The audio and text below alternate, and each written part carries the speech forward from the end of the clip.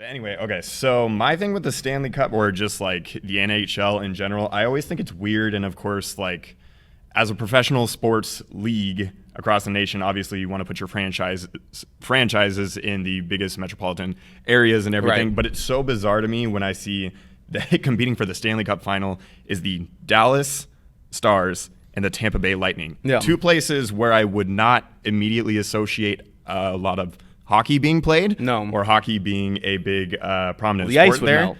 Well, exactly, think, right? And they have like a Florida franchise, and then you have like Anaheim, which is it still Anaheim? Anaheim Ducks. I think so. Yeah, Unless they and then changed, Los yeah. Angeles.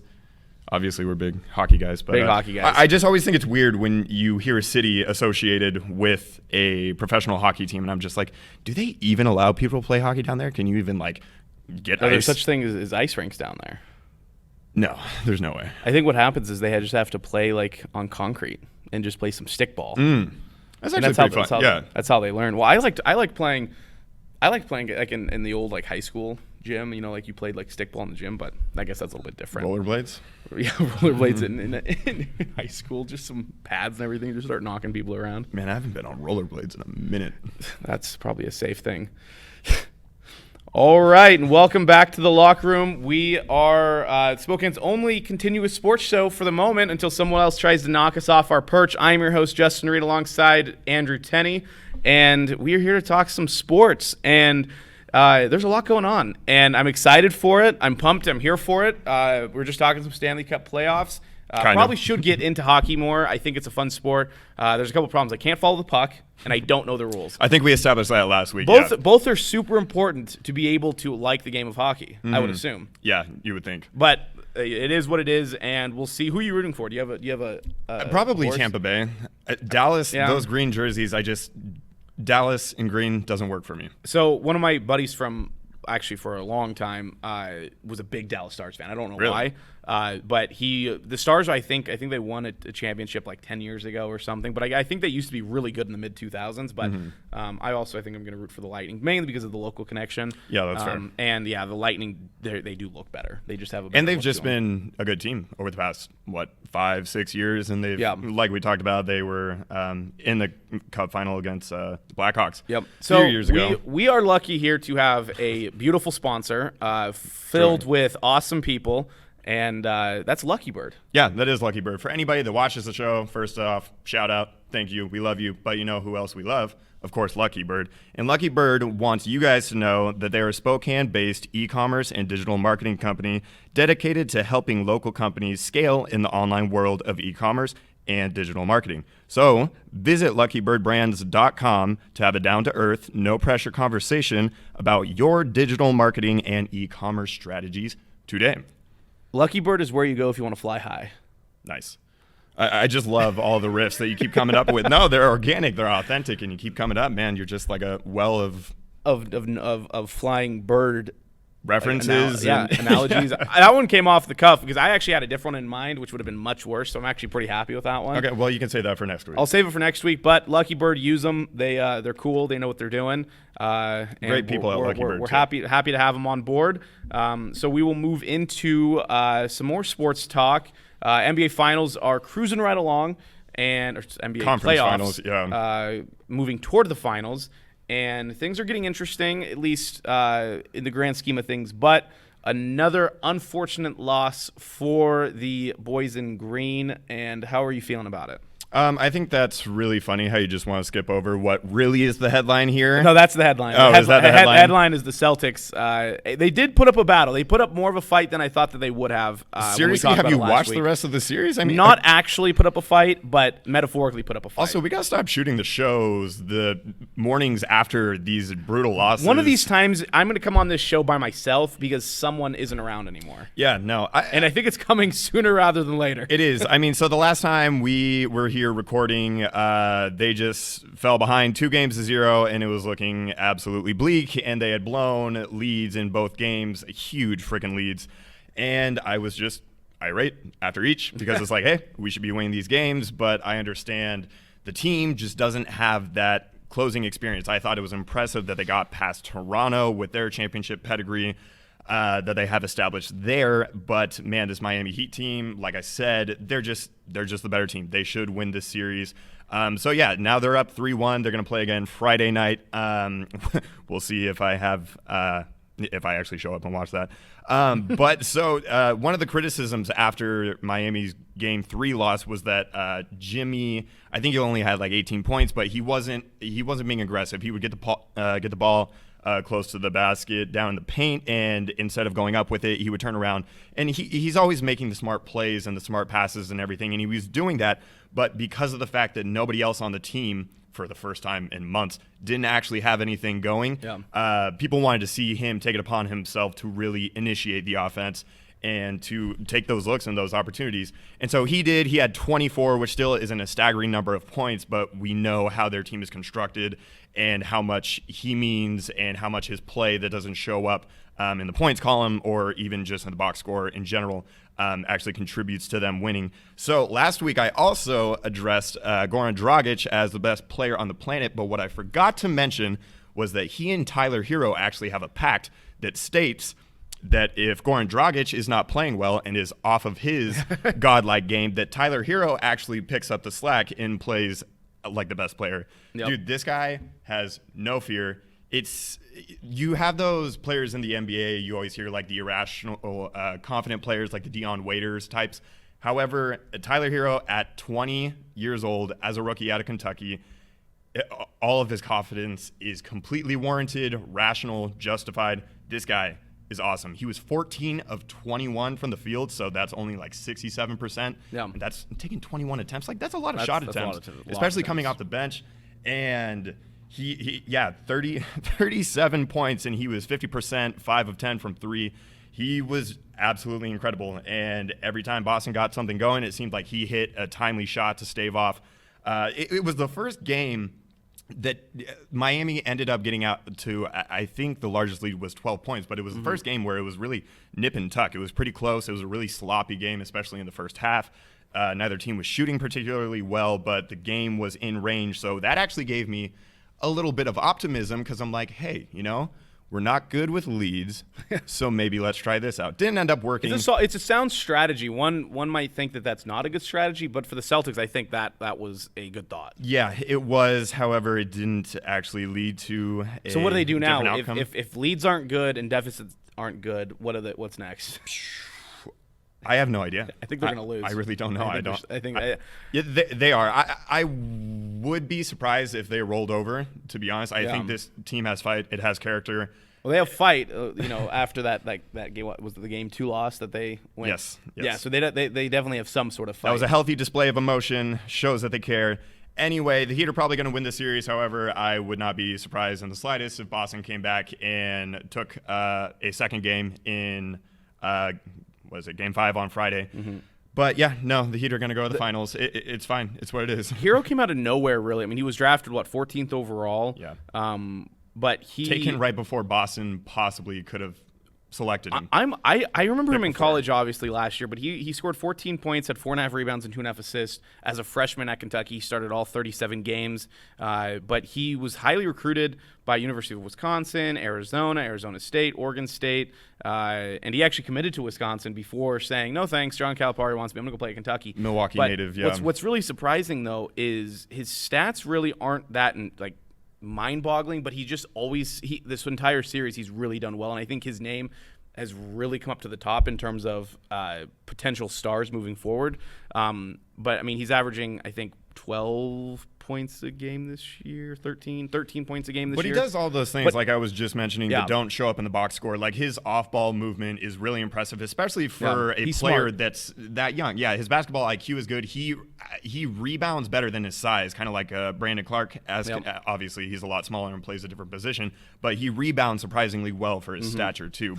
And that's big. He's awesome. If you're going to survive in the NBA, because if let's say he continues to score 13.5 points, I would assume that's going to go up next year. But let's say he stays stays in the teens, if he can put together a career where he stuffs the box sheet in other areas and he's obviously a fan favorite. He's obviously an important part of this team. They love him there. I mean, did you see at the end of the game? I mean, everyone they surrounded him after, and obviously he had a massive game. But I think it's going to be interesting to watch going down the road, seeing what he's able to do moving forward in terms of his progression. But yeah, I think the Heat are in fine position. I think that they're going to go to the finals and probably play the Lakers. Yeah.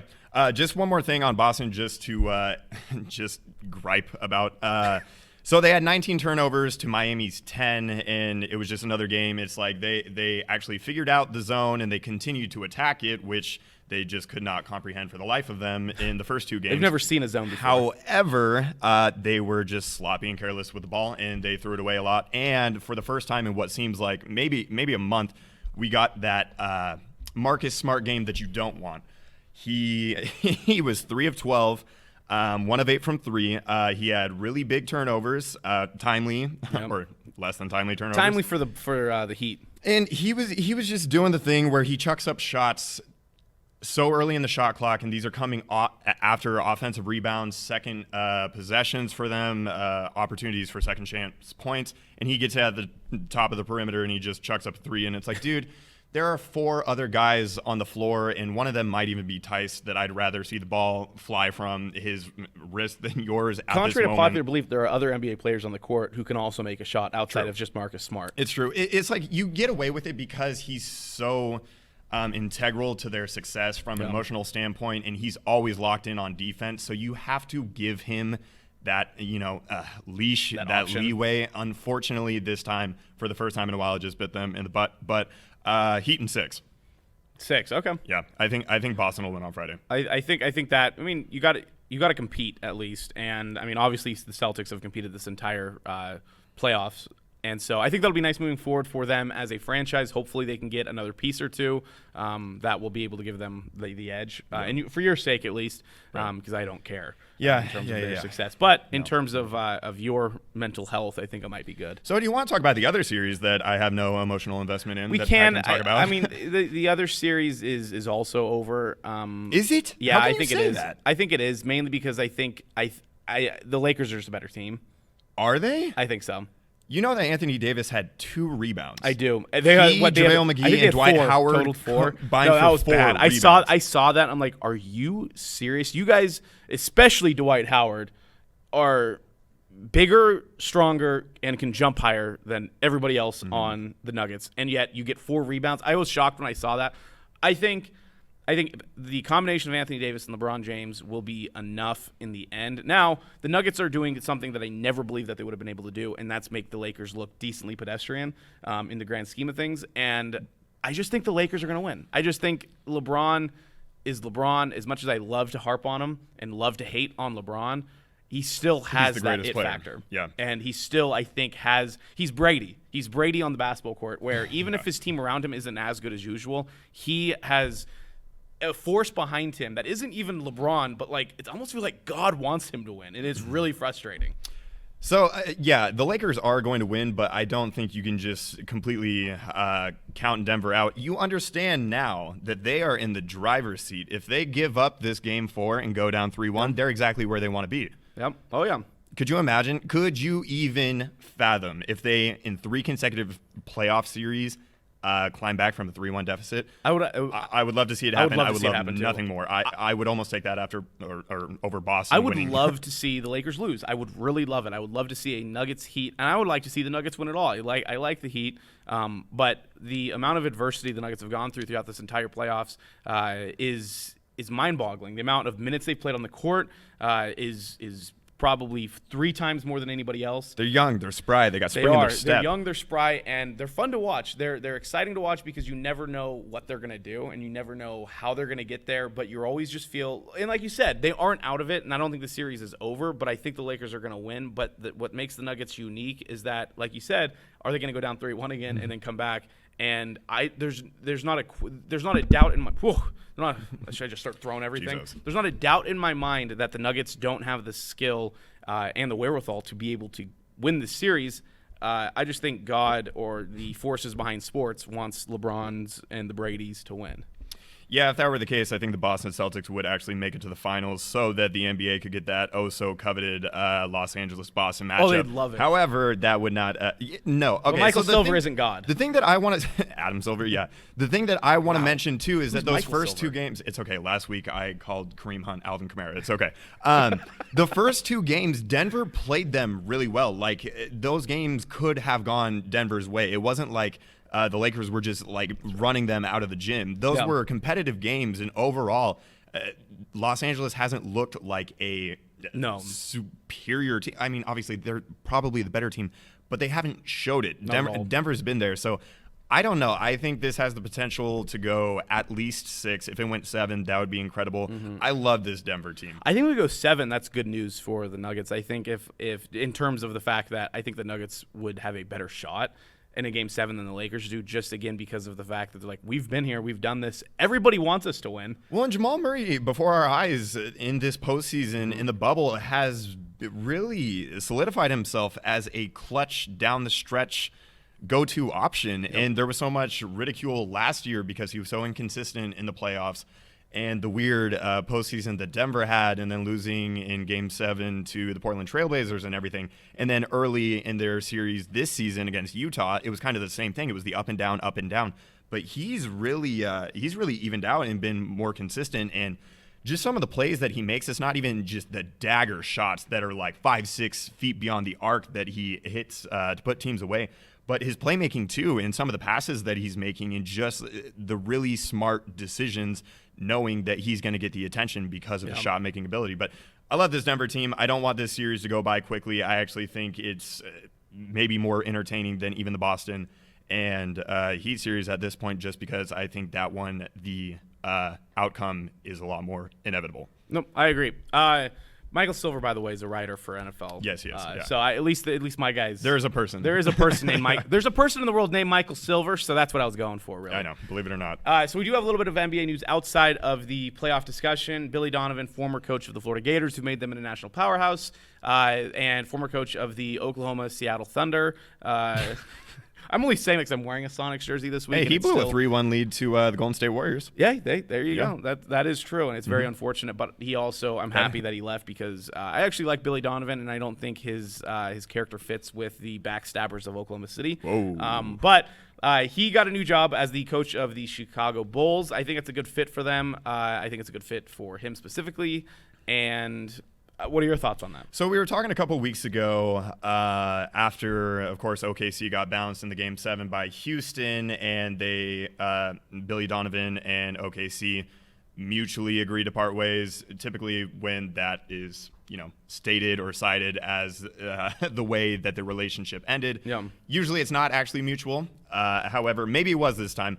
But anyway, one of the things that we were talking about was that he's not exactly the type of head coach that you want if you have a team of superstars with like legitimate NBA championship aspirations. He's not going to be the one to cultivate all these big superstar personalities. At least not at this point in his career. And temperaments. Yeah, at least what he's shown to be since he's gotten to the NBA. Yep. So obviously he wasn't going to get like a Nets head coaching job or, if there was another franchise like one of the LAs that, had a coaching vacancy, he probably wouldn't be the first in line there. I think there was some discussion about him possibly going to Philadelphia. However, I would avoid that like the plague. But anyway, I do like the fit just because he's probably, based on what we've seen him do with OKC, especially post Kevin Durant, he's going to get the most out of the players. They do have some young, talented pieces, obviously, with like Lauri Markkanen and Zach LaVine there in Chicago. So I think he's going to get them to buy in. And basically anything is an upgrade over Jim Boylan at this point. And I think that franchise and all those players just hated Jim Boylan and everything about him. Sounds like he just went about everything the wrong way and just could not rub people any worse. But I think he's going to get him to play defense.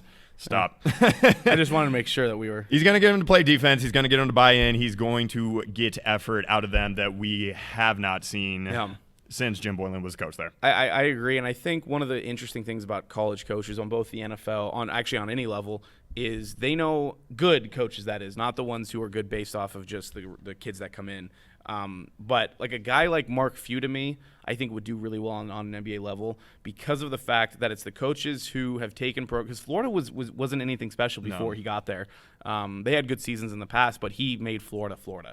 And I think the coaches who are able to, like you said, now I don't think Mark Few would succeed on, like you said, in one of the LA teams, one of the superstar big city teams, but a team like the Bulls who have a couple pieces but are trying to bring in young talent and build up from the ground. Correct. Now, do I think that Billy Donovan is the coach to win them an NBA title in Chicago? Probably not. But I think he's a perfect bridge to get him to another coaching job, like if he brings Chicago to the playoffs for the next 3 years and advances, maybe to the conference finals, I could see him getting a bigger job. But I think he's the perfect candidate to bridge this young Bulls team from the point where they are now to a competitive point and then bring someone else in to bring them to that next level, I think. Well, another great thing about this opportunity for him is that he's starting from scratch with a team and a franchise right now that really doesn't have an identity. Oklahoma City, obviously, there's still the lingering effects because they were so close to getting to their second finals, back in 2016 after blowing that 3-1 lead, as we mentioned earlier. And so there's still, you tie in Kevin Durant and Russell Westbrook. They're synonymous with the city of Oklahoma, or the city of Oklahoma. There we go. And the Thunder and everything. And so there's still some of those residual effects, I think. And he wasn't completely able to get out of the shadow. And then you bring in a huge player like Chris Paul, and it just kind of overshadows Billy Donovan and his presence and everything. Although he did get the attention and respect and consideration for Coach of the Year like he should have, especially what he was able to do with that roster and get the most out of it, which is what I think you and I both believe he'll do in Chicago. But he gets to start fresh and really build a team himself and establish Billy Donovan as the identity of the Chicago Bulls going forward. So I think, if anything, it's a morale boost for the city of Chicago. Yeah, no, I think so too, and I think it's a good move for their long-term future, but also it's a Bulls franchise for Donovan. That's if you just history of the NBA, that's an awesome franchise to work for because of their long-standing history in the league. Moving on to kind of a little bit different topic in terms of not quite on the court related, something that I think is at least worth the discussion.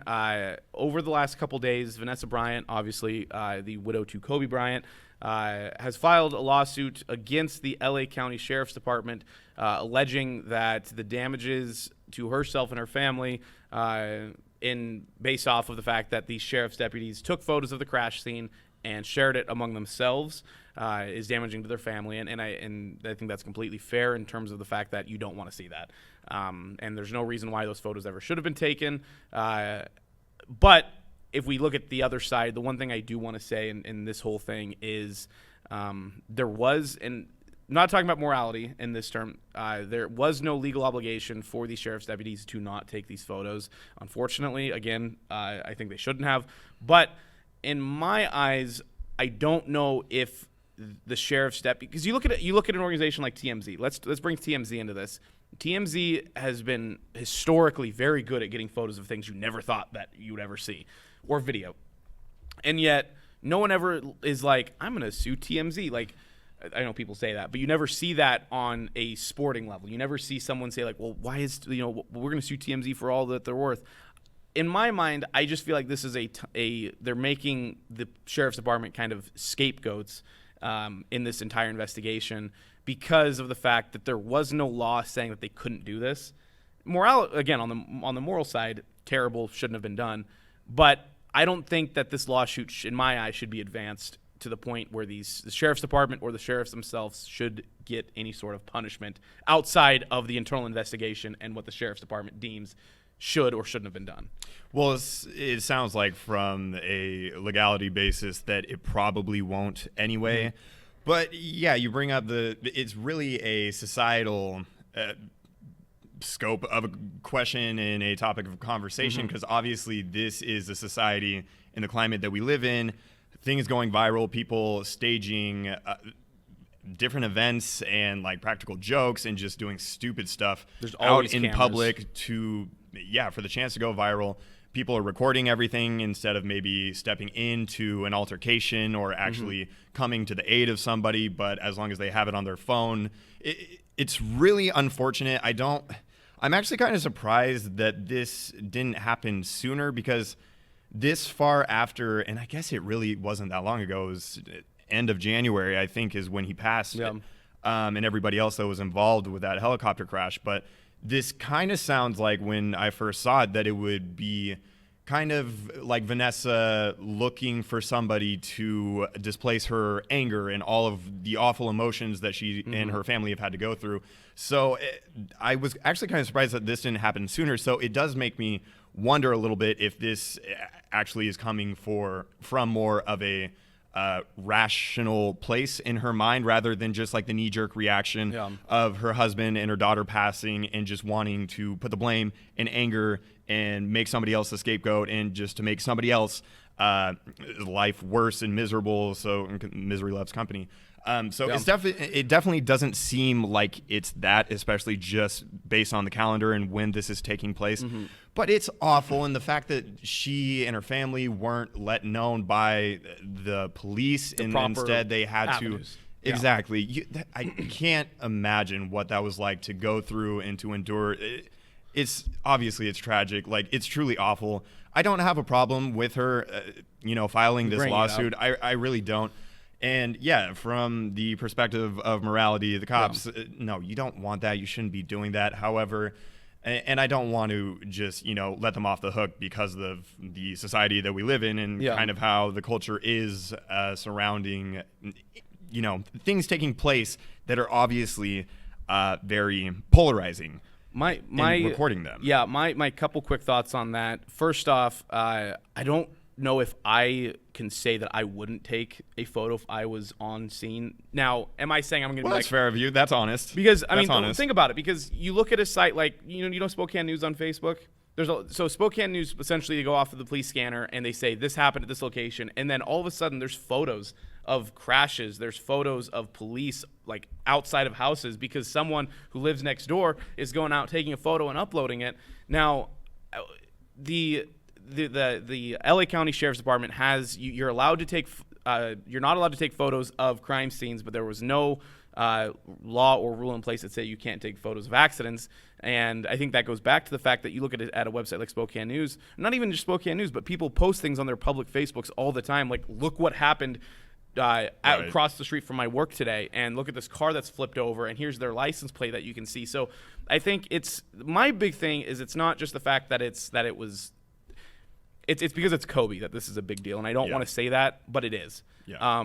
If there were photos of a normal crime scene of average regular people or of an accident, this wouldn't be headlines. No one would be suing the LA Sheriff's Department for taking these photos, and if they did, it wouldn't be on AP News. And so that's my thought to the whole thing, is that like you said too, I don't think that it's fair for the police department, specifically the deputies who took these photos, to be chastised for what they did, because I think humans in general like to share. You like to look at crashes when you drive by. When you drive by on the highway and you see a big crash on the side of the road, it's like you can't take your eyes off of it because it's so horrible, and you know what's coming, and you don't want to see it, but at the same time you can't look away. You just can't. And so that's my thought is. There's already legislation on Governor Gavin Newsom's desk to prevent sheriff's deputies from taking photos. And I think that's fine. I think that's all it needs to do. I think the sheriff's department can internally reprimand these officers, but I hope that this doesn't lead to these deputies losing their jobs over essentially. Yeah, and I think you make a good point, because as awful as it might be to say, if we're all being honest with ourselves, if we were in the same position as those officers on the site, things probably would have gone very similarly. So I think you make a good point. And overall, the entire thing is just so unfortunate. And yeah, I don't know. That's all there is to say about it, really. There really is. And let's move on to NFL. We have plenty to talk about. NFL is in full swing. It's a nice smooth segue into an upbeat. More I guess interesting topic, things that people actually like to discuss. Actually, I guess the way we're going to start this isn't that upbeat for good point. Most of the teams, it's including not upbeat at all, including San Francisco, thankfully, in terms of not the injuries, but the success of their team. We don't want karma coming back. We already felt it a little bit. The Seahawks are already not loved by the NFL gods. We've known that their entire franchise. No one likes the Seahawks. So Yeah, you're right. This is not a great topic to start off in terms of fun and enjoying. But the man, NFL. But week 2 was crazy. unprecedented. Absolutely wild. I think they had 7 ACL tears, and Schefter said that that's the most he can ever remember, and that's probably true, especially to big-name stars. I'm going to run down the list here of players whose seasons were, if not ended, that were significantly altered. First off, Joey Bosa of the Niners. Nick Bosa of the Niners, done for the year. And that's big news for the Niners. On top of that, also Solomon Thomas of the Niners, torn ACL, done for the year. And, of course, he's getting a lot more action this year after the DeForest Buckner trade. Yep. And so their line depth, as we mentioned a couple weeks ago, their writers were pretty suspect of it. I can only imagine. Yeah, again, we're going to be called by the 49ers. For whatever reason, they didn't call us last week. However, I'm expecting the phone to ring here soon. Yeah, I'm expecting Shanahan to just to pull up on my phone. Raheem Mostert also went down. Jimmy Garoppolo, I believe he's able and available to play. However, I don't. He didn't come out for the second half, and they're coming out and saying like, "Oh yeah, he has a chance to play this week." I'm sorry. Why would you? Kyle Shanahan's a smart coach. They're a smart organization. Why would you? You're playing the Jets. You're already winning. Just run the ball. That's all they had to do anyway. Jordan Reed, who has been in concussion protocol for the past 12 years.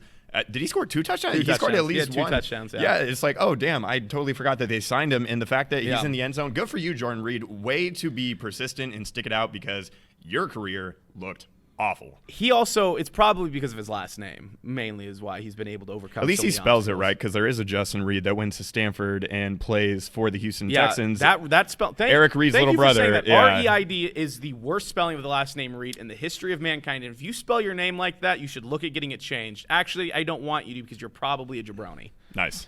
Well, that's not my jabroni of the week, by the way. There you go. We'll I can't wait for that. That one's going to be good. Number 2, which arguably is the largest injury in terms of potential and draft pick status and franchise altering based off of his position, is Saquon Barkley. His torn ACL, which didn't even look that bad. When I saw it, I'm like, I don't see – because usually when you see torn ACLs, the knee buckles, it gets twisted in certain ways, non-contact. He was tackled, went down awkwardly. But I would, if I had to look at 2 videos of a torn ACL and a torn ACL, I would never say Barkley torn ACL. It was interesting, too, because a couple plays beforehand, he had to come out of the game because when he landed on his elbow, it shocked up and all of his weight went into his elbow and his shoulder, and it looked like he hyperextended it. I didn't think he was going to come back into the game after that because that looked a lot more awkward than the knee injury that he had. But that's a huge blow. Get well, Saquon. Christian McCaffrey, his season isn't over, but he's expected to miss 4 to 6 weeks. I think with a high ankle sprain. Mm-hmm. Drew Lock went down, and he's going to be out a few weeks. And so Blake of the Year contender, contestant, year after year. Blake Bortles is back with the Denver Broncos. He is back. We talked about him, week 2 of this show or something, where he came out. I keep hitting this microphone. Where he came out and he's being interviewed. I think it was Barstool. He talked about ripping cigs and everything. So that's awesome to see. Poor Broncos. They had Von Miller go down before the season. Yep. They have their potentially franchise QB and Drew Lock go down for a 4 to 6 weeks, 3 to 6 or whatever it is, and then they lose Cortland Sutton, the number 1 wide receiver, who last year had a killer season and came out and kind of blew the top off of the NFL in terms of the fact that no one thought that he was going to be able to take over from the Demaryius Thomas years and things like that. And so that's just the injury bug has bit both the Niners and the Broncos to the point where Broncos aren't going to compete this year. And I don't know if the Niners are going to make the playoffs. I really don't. In the hotly contested NFC West, but specifically the NFC Conference, I don't see a path where the Niners get in unless Jimmy Garoppolo becomes an actual franchise quarterback. Or unless Kyle Shanahan has the best coaching year in the history of the NFL. Because we saw that year where they were riding with C.J. Beathard and then had to turn to Nick Mullins, who actually looked good in stretches. We saw that he right. Yeah, of course, who doesn't do that? But we have seen in the past that Kyle Shanahan has been able to generate offense very competently, more than competently, with less than stellar or star players on the field. So I wouldn't be surprised to see that, but I just got to think that they're down the dumps. How could you not be truly the least fortunate team so far this year in the NFL? No, for sure. Tavon Young is out for a while for the slot corner for the Ravens, who signed a Devontae Adams, Malik Hooker, safety for the Colts. Pretty good. Brandon Sheriff, the Washington football team's guard. Bruce Irvin tore his ACL in Sunday night game. If we look at the Seahawks, they lost Bruce Irvin, who, again, he was in pain when he first went down. He walked out the field. Pete Carroll said he has a knee sprain, which technically, I guess, is a torn ACL. We thought we were off the hook. We thought we were off the hook with Bruce Irvin. Now, you look at Marquise Blair's injury, and you're like, that guy's done for the year. Yeah. Because his leg was, straight, and then, that you saw that buckle. You saw that popping motion, right. And you knew for a fact, he's unfortunately done. So the Seahawks got bit decently hard because Marquise Blair was that in the nickel corner in that offense, but he was also backup safety. He played really hard, hit really hard. He came in when Quandre Diggs went out with that helmet hit and was disqualified for the rest of the game. So that's a big loss. And then Bruce Irvin, the fact that the Seahawks can't even generate a pass rush with him, now can't generate a pass rush with or without him, probably. Right. And of course, any Seahawk fan knows that Marquise Blair was one of the most exciting players that we were all really looking forward to watch, especially all the reports coming out of camp of him really locking down that nickel corner position. And now Ugo Amadi, who actually played well in relief of Marquise in Sunday night's game, is going to be taking that over. I would assume, like we already have seen, we're going to see Lano Hill as well rotating in there. But yeah, really a bummer. Last player of note, Miami Dolphins cornerback Byron Jones, big off-season acquisition from Dallas. I'm not sure that he's out for the year, but he's going to be out for a lengthy period of time. But basically, like I said, it was just an unprecedented week in the NFL as it pertained to injuries. It was weird because week one was clean. With all things considered. That was our fault. So this was our fault. This was the real week one. Yeah. Week two was actually the real week one. It was our fault. One thing I do want to also touch on before we jump to a different topic here real quick is – and I hate harping on the Niners, but they are a soft franchise. Did you hear what they said when they came out? So they had the two injuries, and they came out after the game, and they're like, this field we're scared to play here next week against the Jets. This field was so bad.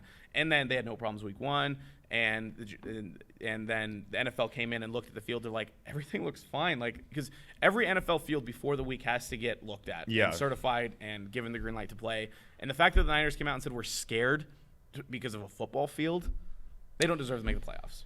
Yeah, I mean, you must be a Seahawks fan or something. We must do a sports podcast in the state of Washington. Not even a Seahawks fan. If I'm an NFL fan, I'm looking at the Niners and saying, you are soft.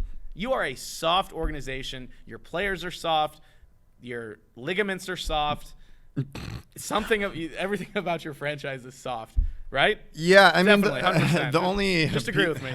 Sure. I don't know if I want to. I don't know because stuff was coming out before the game was actually played that they weren't super happy with the way that the field was. I guess that they did get new turf there at MetLife, and of course they have to go back again this week, or they stayed there to play the Giants, so they're going to play again. I don't know. The Jets didn't seem to have a ton of injuries, so it seemed just to be kind of an unlucky break for the Niners, but yes, that was an interesting storyline coming out after the game. But I guess that's kind of to be expected with everything that happened. It's a cancel culture. They want to cancel MetLife Stadium.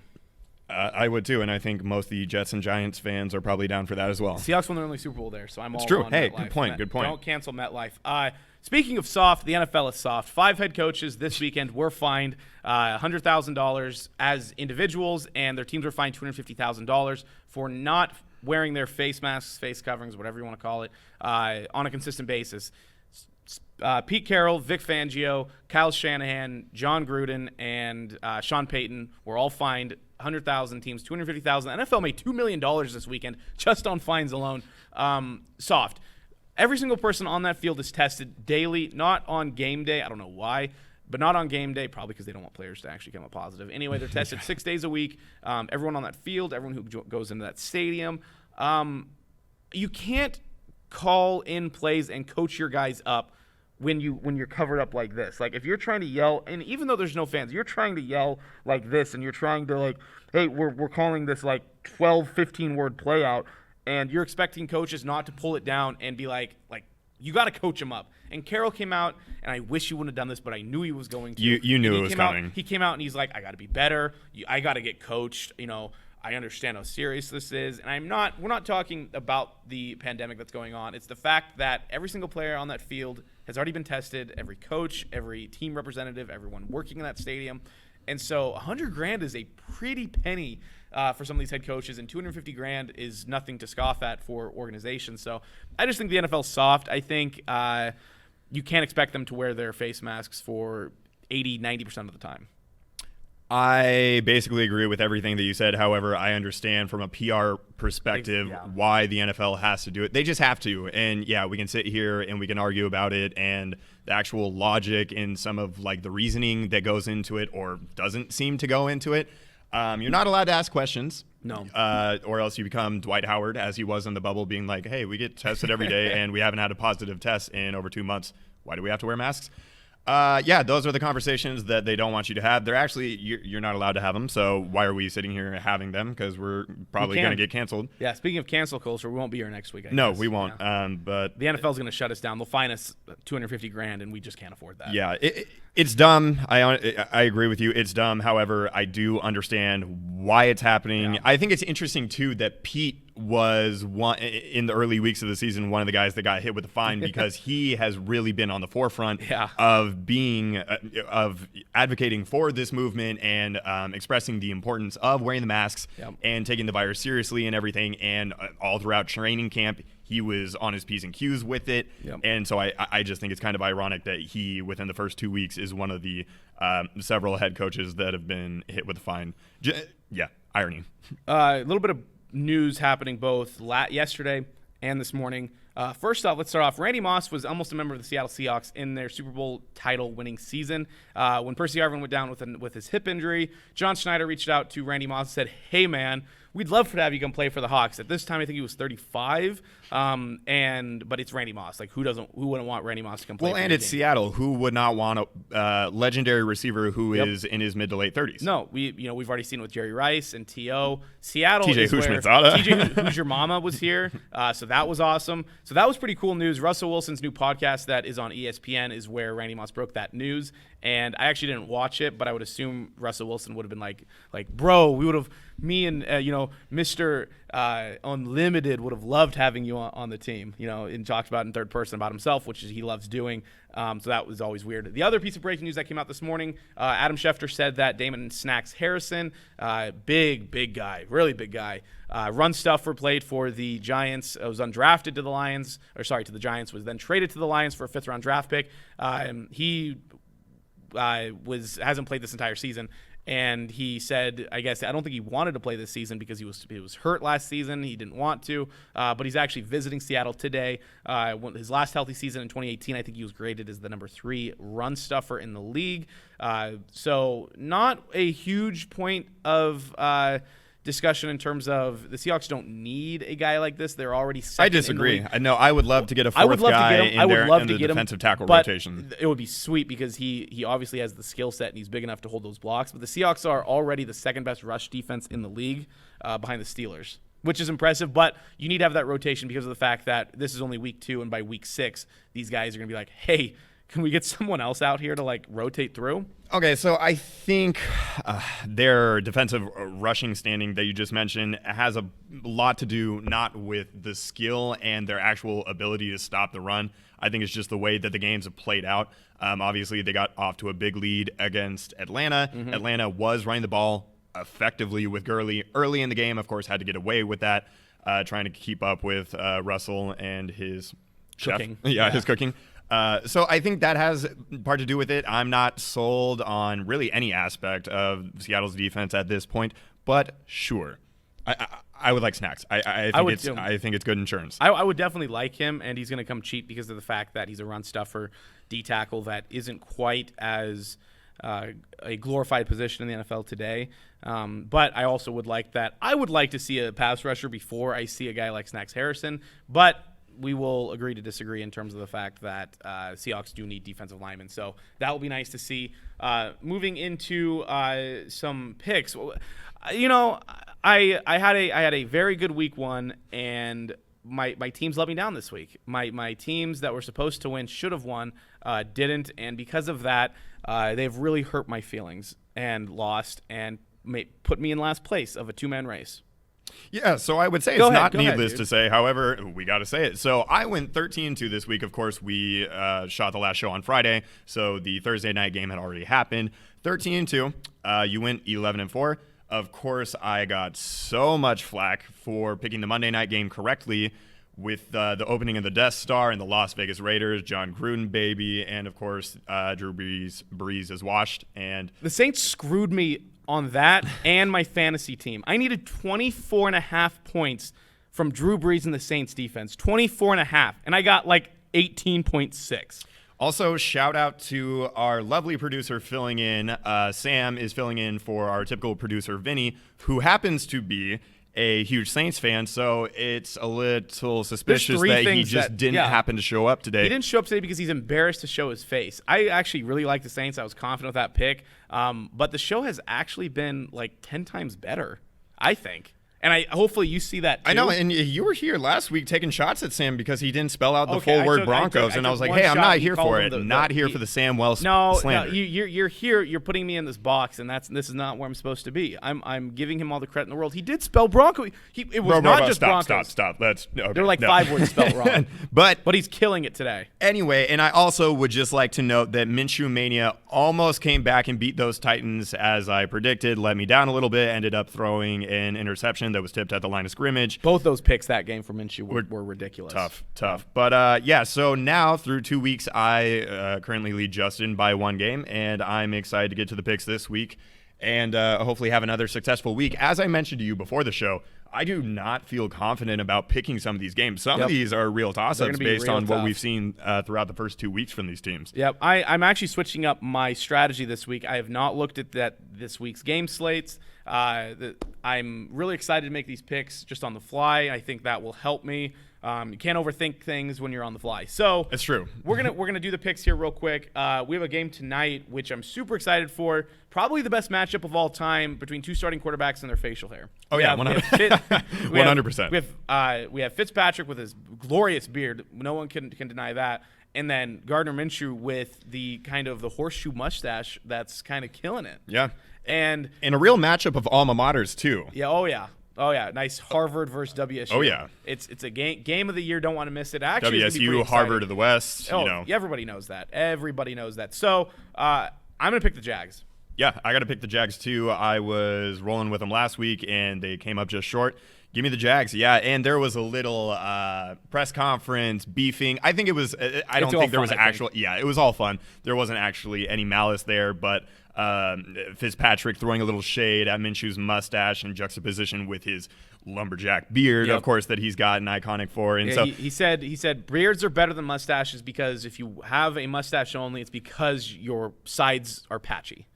And that probably can be fair in a lot of cases. It's decently true, I think. I love it. I would actually like to believe it was malintended. I would love to believe that Fitzpatrick is just like, you're a douche because your hair doesn't grow in very well. But I think we obviously know as a Harvard graduate, he's smarter than that. Also, can we make it through a game in which Fitzpatrick plays that the broadcast does not mention that he went to Harvard? I think everybody knows after 10 plus years in the league that Ryan Fitzpatrick went to Harvard. Thank you. Save your breath. It's like Killian Tilly plays volleyball. That was always brought up during Zag broadcasts. It's the exact same thing, and everyone's like, I had no idea that he played volleyball. I guess is what they assume people thought. Jags. Moving on, Jags for sure. We have the Bears and the Falcons at Atlanta. It's got to be a get-right game for the Falcons. The Bears didn't look good. I mean, so they're 2-0. However, neither of those wins would give me, if I were a Bears fan, a ton of confidence going forward. And you played the Giants, and the Giants have an awful defense. So I also agree. The last time I mentioned the Bears, because one of my good friends is a Bears fan. I told him, I was like, watch the show, man. I gave you a nice shout out, And he watched the entire show, got to the picks, and he's like, "You called me buddy." And I was like, "Yeah, but I mean, I did give you a shout out." So AJ Christensen, I told him that I would give him an actual shout out. Okay. He is a Bears fan. I would love to pick the Bears, but he also told me that the defense is about to be ran over by the Falcons. Khalil Mack has not looked good. Robert Quinn, their offseason signing, has not looked good, and they said that they haven't really unleashed him yet. But I also believe that Atlanta wins this game and I think they win it actually pretty decently because of what they went Their through offense has been incredible. Obviously, Yeah. they haven't gone up against stellar defenses in Seattle and Dallas, but oh my God, Matt Ryan. Yeah. Comeback tour, man. Yep. And Calvin Ridley is incredible. Somebody was messaging me. He's like, "Is Calvin Ridley and Julio Jones the new Julio Jones and Roddy White?" And I was like, I was never a big Roddy White fan. He finally rounded into form, but he had a big case of the drops for a large part of his early career. And I was like, you know what? I actually like Calvin Ridley better. So no, No, not at all. Julio Jones and Calvin is a superior combo.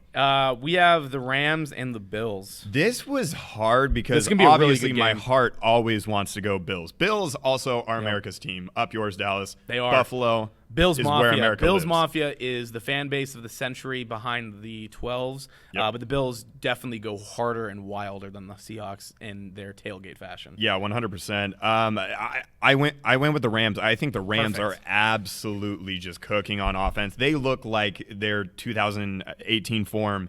They look good, which is awful for us. They look good for now, I think, because they run their deep crossers, and that's all that they run. Well, and everything they looks throw the it. same. Everything looks the same. It's the exact same, and I think what happens is the NFL defense is starting with the Bills, who have a good defense. I think they're going to slow down the Rams, and I think Josh Allen has taken another step in his QB progression, and I think he's going to actually do really well. I'm going to go with the Bills, and I think this is going to be a big game changer. So in terms of our standing, so I'm going to go with the Bills. Okay. Yeah, now you're in a position where you have to catch up a little bit. And okay, thanks for just taking a shot there. Bet. We have Redskins and the Browns. This Washington and the Browns. This is man. You got to get. I gotta did it get on earlier. that. I I know. did it well earlier. If this is not the sexiest matchup of the week, I don't know. I don't know what is, and I don't know what sexy is. I actually, as much as I am kind of bullish on this Washington football team, even though they did not play well, as I predicted they might against Arizona last week, I'm going to go with the Browns just because I believe a little bit more in their offense. Obviously, they established that ground attack last Thursday night, and I'm not a huge Dwayne Haskins believer or just – in general, with that offense, maybe they can run the ball kind of okay, or they can pass the ball kind of okay, but they don't do any one thing very well. At least we've seen from a one-game sample size, the Browns can at least run the ball well. Yeah. Tennessee. Hold on, who'd you pick? Don't do this We did again. this last week. Yeah, we did. I missed a pick last week, I guess, and it was the Browns. Or no, not the Browns. It was the the Dallas Atlanta Falcons. game, and I would have picked Dallas anyway. But I'm going to pick the Browns as well. Okay. Washington isn't that good. Tennessee and Minnesota. I am going to Minnesota has looked terrible, and Tennessee has looked good. I really want to pick Minnesota because I feel like they have to get a get-right game as well. It's at Minnesota. I'm going to pick the Titans. I'm going with the Titans, too. You and I totally whiffed. We were very confident in Minnesota up against Indianapolis last week, and wow, that is an Culture looking good of a situation. That was bad. All right, Patriots and the Raiders.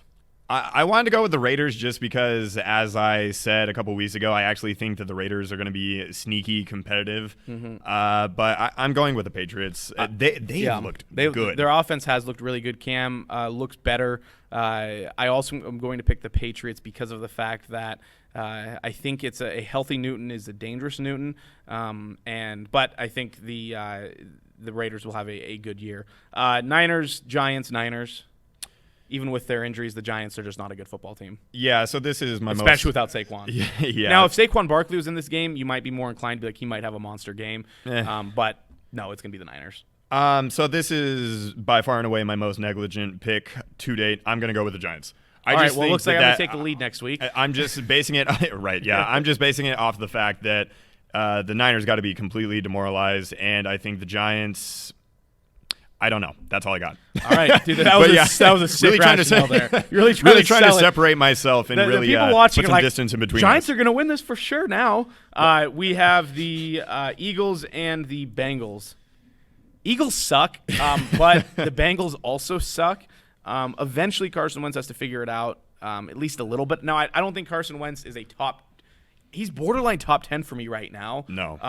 And as in, like, he's not top 10. He's like 12, 13. But he has the potential to be like 8. And I think the Eagles win this. I think the Eagles win it too, just because they're better coached. Obviously, they're in an 0-2 hole, and I think they're going to have a sense of desperation.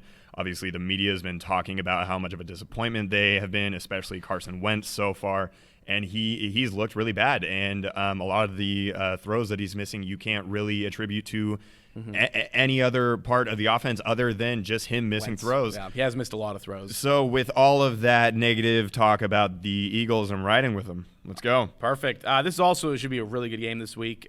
Texans, who are 0-2, are traveling to Pittsburgh to play the Steelers. Steelers, just because of the defense.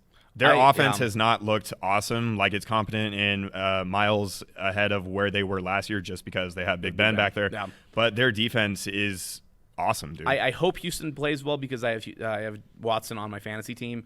But I think the Steelers at home, even though there are no fans, it's still Heinz Field. Also, who on the Texans or within that organization made a pact with the devil to get the schedule that they have gotten to start the year? And it doesn't get easier after this. I don't remember off the top of my head who they have to play, but they have at least 2 more weeks of really tough they played the Ravens, Chiefs, Steelers in their first 3 weeks of the season. They play the Vikings, which is a tough matchup. At least it should be. And then the Jags, Titans, Packers. Yeah. I mean, that's a pretty brutal 6 weeks. It's not what you want. But I am going to pick the Steelers on that one.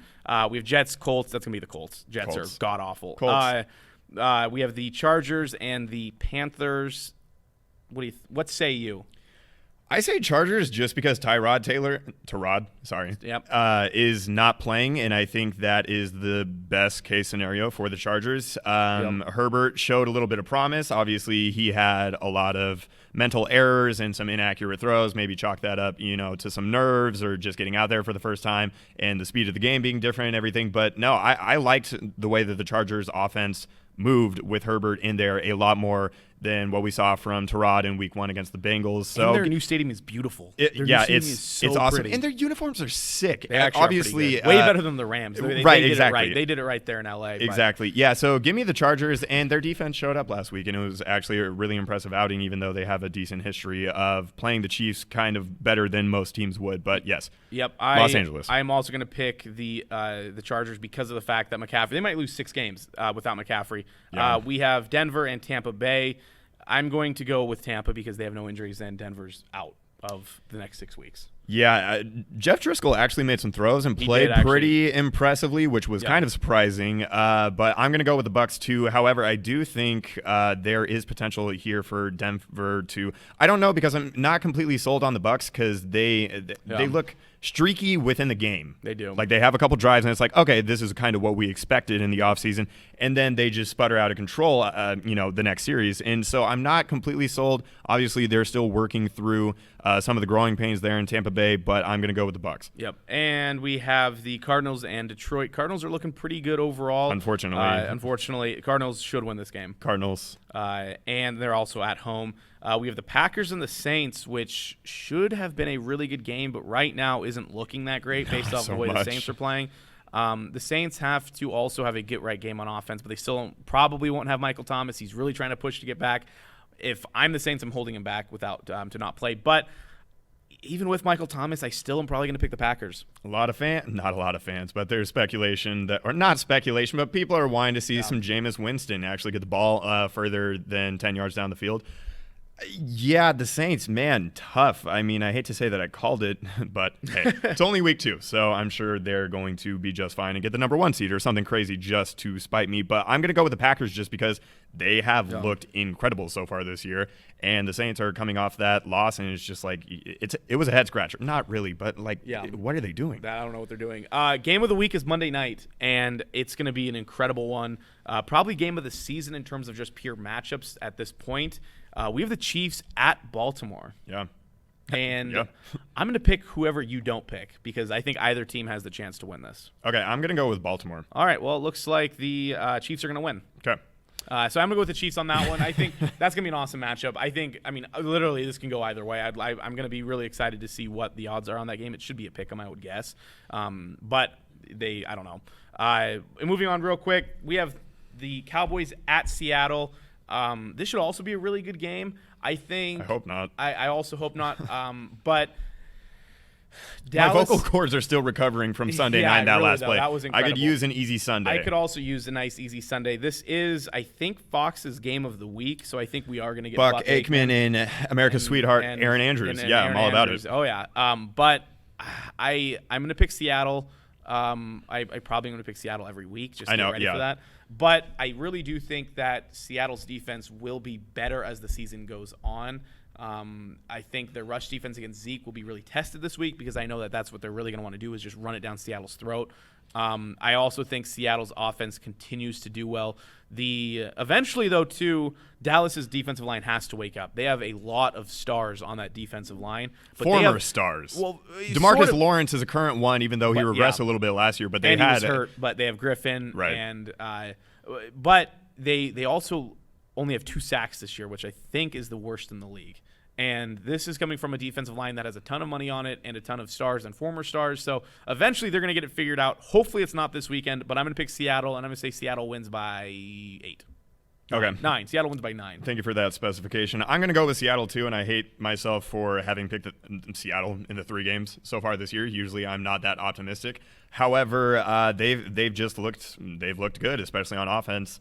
Give me Seattle. There's rain in the forecast, and so in theory that would lead you to believe that maybe the run game is going to be a little bit more of a factor, especially for Seattle, because it hasn't been, even though Carson got, I think, 17 touches compared to how few he had in week 1 against Atlanta. I would love to see them get back to the ground, even though my heart stops every time the ball's in Chris Carson's hands. However, it's not come out this year.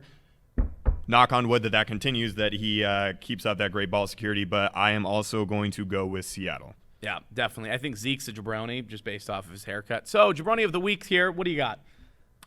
Aren't we tag teaming this one? Don't we have one? We do, but I had one too, just real quick, because it was that one. This one's awesome. I just want to play that video that we had because I love hating on this guy, and we're gonna hate on him just a little bit more, real quick. Okay, go ahead, roll it, Sam. Pissed me off. That's my true answer.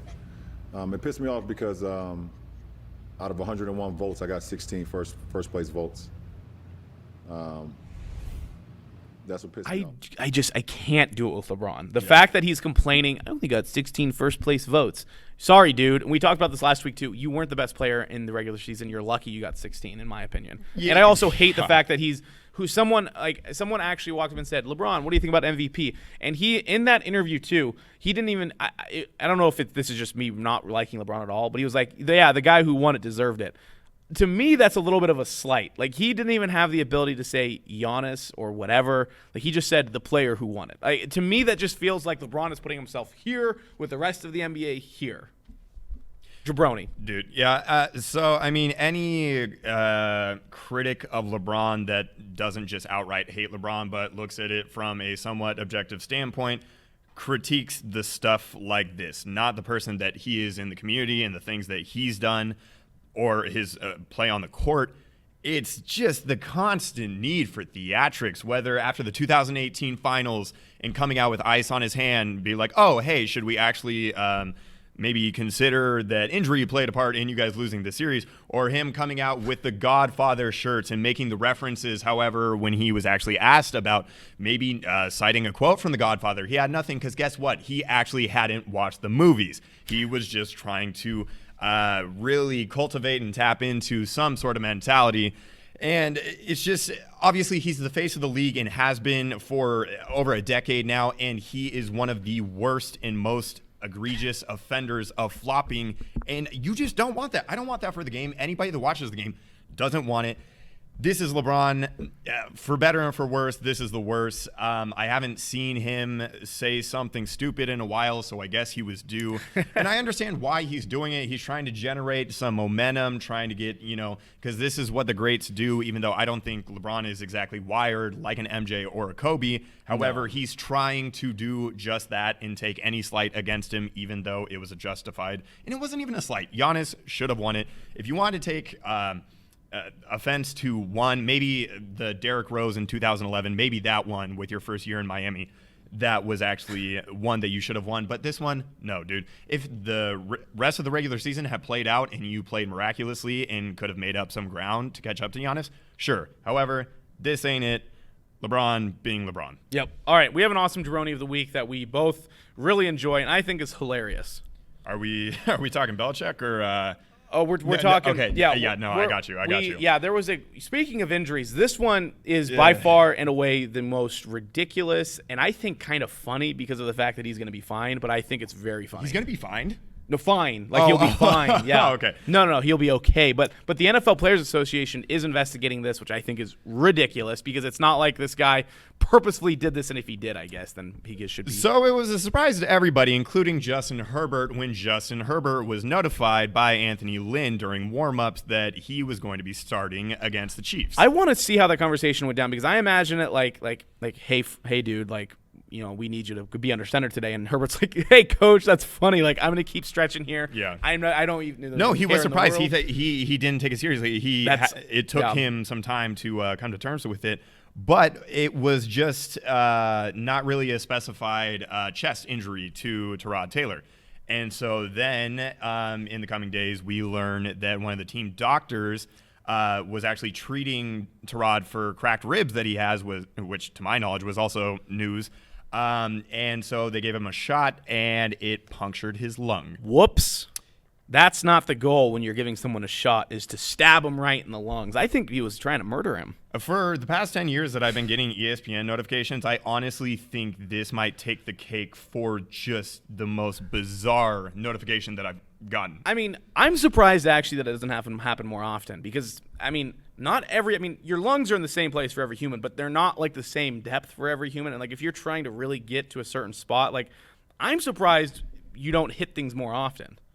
I just feel for the team doctor. He's got to feel so awful about himself. And again, in this day and age, there could be some big issues with this. And it's really unfortunate because, like, I don't know. I'm speculating, and I hope nothing does. We'll keep you updated because if the team doctor gets in trouble for this, you're going to hear about it here because that would be ridiculous. It would be, but at the same time, it wouldn't be. Exactly. It wouldn't be terribly surprising.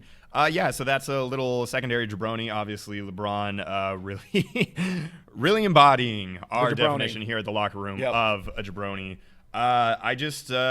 We'll probably sign off here, but we'll leave you with an awesome picture of Bill Belichick. A very, typical Bill Belichick. We'll toss this one up here for you because it literally is, the best part, too, is they grabbed this at a time where his face, he looks like a guy who, I've seen this, like someone said he looks like a guy who lives under the underpass and just had a can of cold beans for dinner, and this is that guy. He found that Patriots shirt on the ground after the Patriots lost the Super Bowl, and this is the embodiment of a guy who is Bill Belichick.